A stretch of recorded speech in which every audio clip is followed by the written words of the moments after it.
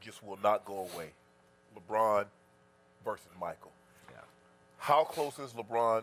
Some similarities and some differences. You know, I look at LeBron and what he's done is mind blowing with what he's had to work with, and what I mean by what he's had to work with.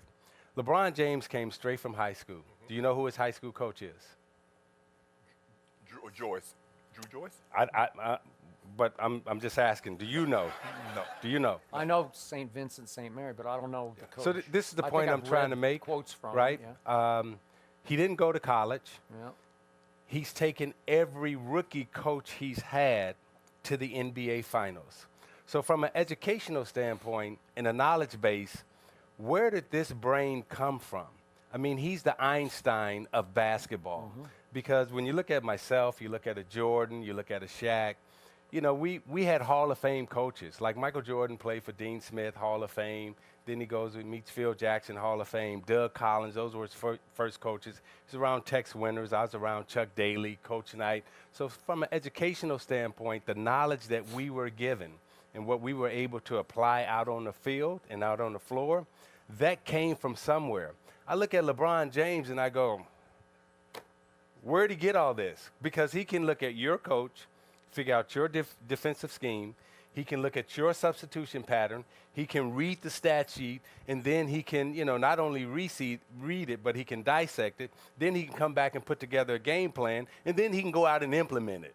So the Tom Brady's and the Peyton Manning, so forth and so on, they all had coaches, schools, and, you know, big institutions that they went to. LeBron James just came in from high school and said, boom, 7 straight finals. You do not go to the NBA Finals in all league at age 22 and say, I'm here with, you know, Boobie Gibson and, you know, Danielle Marshall and the coach. No offense to any of them, but you just don't do that in our league. Paint cans, squeegees, and a nail file. That's what he took to the finals. But by the way, they got swept by the Spurs. But go ahead. Yeah, but again, that and all of us have been around sports a lot, right?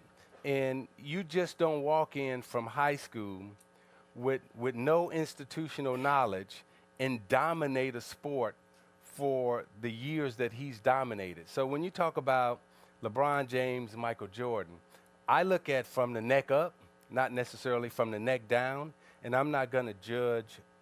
Again, my criteria is a little different because from a concentration standpoint and a game planning standpoint, LeBron James is head and shoulders above any of these guys. So are you saying LeBron is better than Michael Jordan? I would pick LeBron James. You would? Yeah. If I'm trying to build a team. If I'm trying to build a team, now it ain't sour grapes. Hold on, come on over here and talk about it, because I won. Okay, he did. You can't be dismissive of what I did. Okay, so let's keep it real now. So if you're trying to win a series, I'm going with the brain. Okay, if I got to get 40 points or 50 points, then yeah, I'm taking a Michael Jordan or a Kobe. But the greatest player to ever play this game is Kareem Abdul-Jabbar. And we are dismissive of Kareem because every single stat that you throw up, he's at the top. So when we talk about the greatest to ever do it, you know, Kareem is the one who's at the top of the bar. How much did Magic have to do with Kareem's success? Magic Johnson never won an NBA championship without Kareem Abdul-Jabbar. So let's turn that question around, right? Kareem had won one without Magic, pre-Magic, with Oscar. So Kareem lost one game in high school. One game in college. Kareem lost one game in college. 88-1. To Elvin Hayes. And he didn't go hardship, right? He lost he went one the game. whole way. So you're talking about from 1971, he was in the NBA Finals. Yep. His last NBA Finals was against the Detroit Pistons in 1989. Okay? So when you talk about domination and dominating the sport, he did it for 2 decades. Magic Johnson, if he was sitting here with us today, he would gladly defer to Kareem Abdul-Jabbar.